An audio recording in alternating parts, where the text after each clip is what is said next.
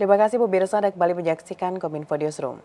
Menteri Kesehatan Republik Indonesia Budi Gunadi Sadikin meresmikan Gedung Pusat Terpadu dan Gedung Laboratorium Kesehatan RSUD Sidoarjo, Jawa Timur. Menkes mengapresiasi kinerja Bupati Sidoarjo yang berhasil menjadikan RSUD Sidoarjo menjadi satu-satunya rumah sakit daerah bertipe A.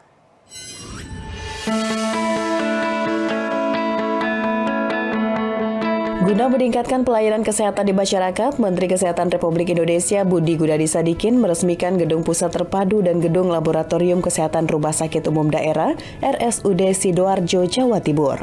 Budi Gunadi mengapresiasi kinerja Bupati Sidoarjo yang berhasil mendorong peningkatan layanan kesehatan di RSUD Sidoarjo sehingga menjadi satu-satunya rumah sakit kabupaten yang bertipe A. Menjadi rumah sakit tipe A harus memiliki paling tidak 3 layanan kesehatan untuk penyakit stroke, jantung, dan kanker.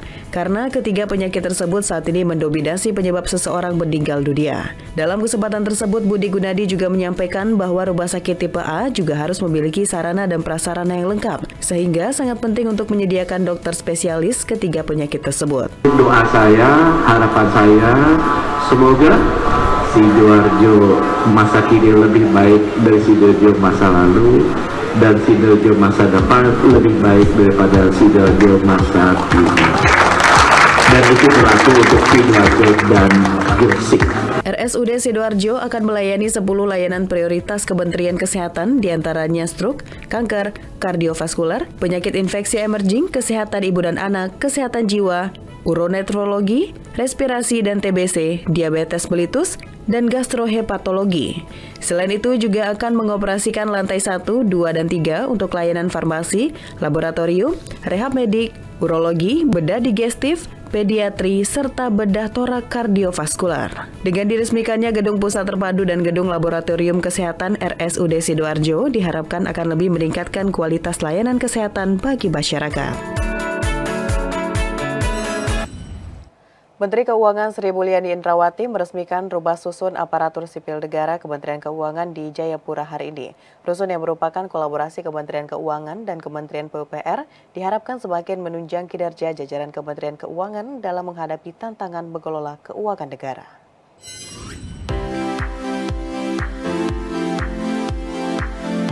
Menteri Keuangan Sri Mulyani Indrawati meresmikan rumah susun aparatur sipil negara Kementerian Keuangan di Jayapura, Papua. Rusun ini dibangun selama 3 tahun sejak November 2021 dan dibangun satu menara setinggi 3 lantai dengan unit hunian tipe 36 yang menampung 178 orang. Sri Mulyani mengatakan pembangunan rumah susun atau rusun ini adalah bentuk negara menjaga jajaran ASN agar bisa bertugas di seluruh Indonesia tanpa ada perbedaan.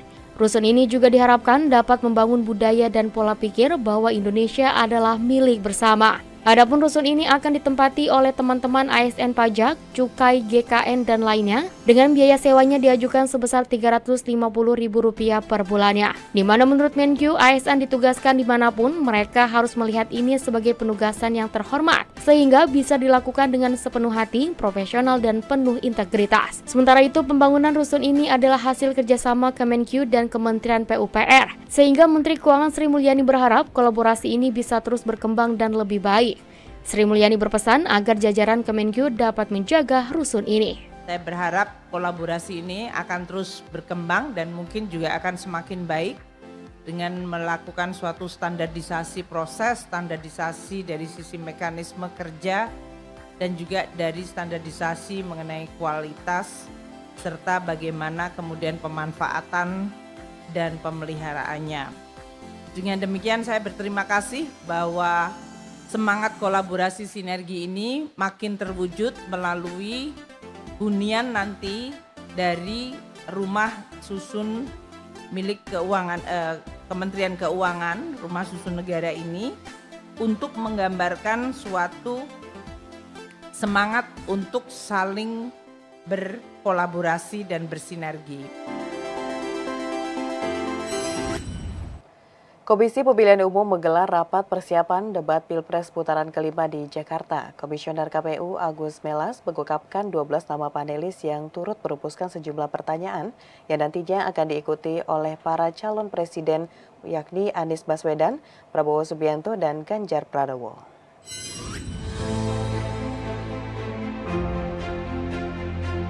Jakarta Convention Center dipilih kembali menjadi lokasi debat Pilpres kelima yang akan digelar oleh Komisi Pemilihan Umum pada Minggu 4 Februari mendatang. Debat putaran terakhir sebelum masa tenang dan hari pencoblosan ini akan diikuti oleh para calon presiden dengan tema besar kesejahteraan sosial, pembangunan SDM, dan inklusi.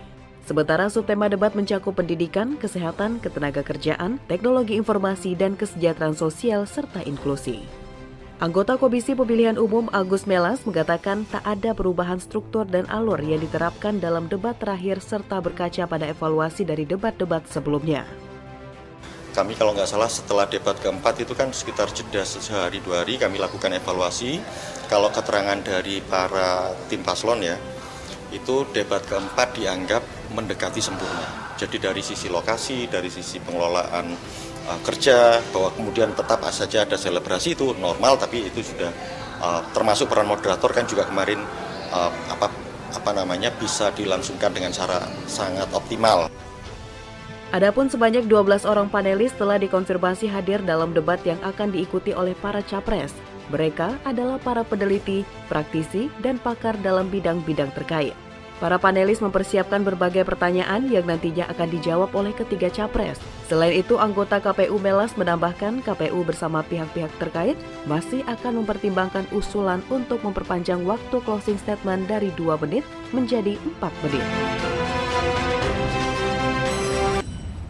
Komisi Pemilihan Umum Kota Semarang mulai mendistribusikan logistik pemilu 2024 ke tingkat kecamatan. Pendistribusian dilakukan secara bertahap, menyesuaikan kesiapan gudang logistik di setiap kecamatan.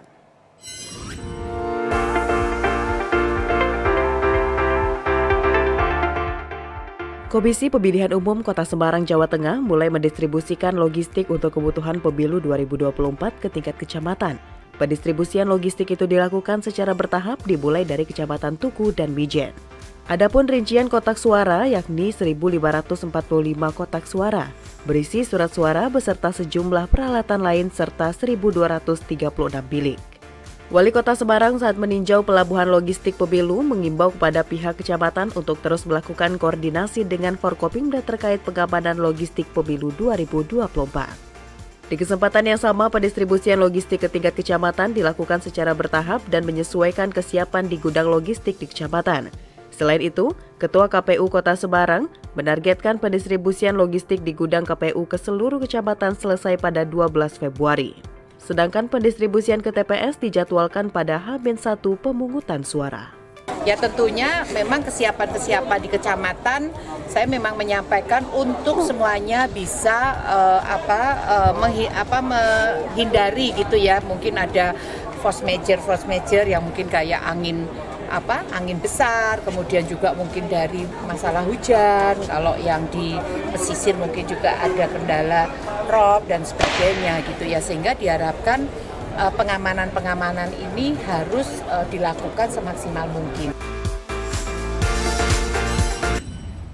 Pemirsa, usai jeda kami akan mengajak Anda mengulas informasi mitigasi Kemenkes tekan penyebaran KLB polio sesaat lagi.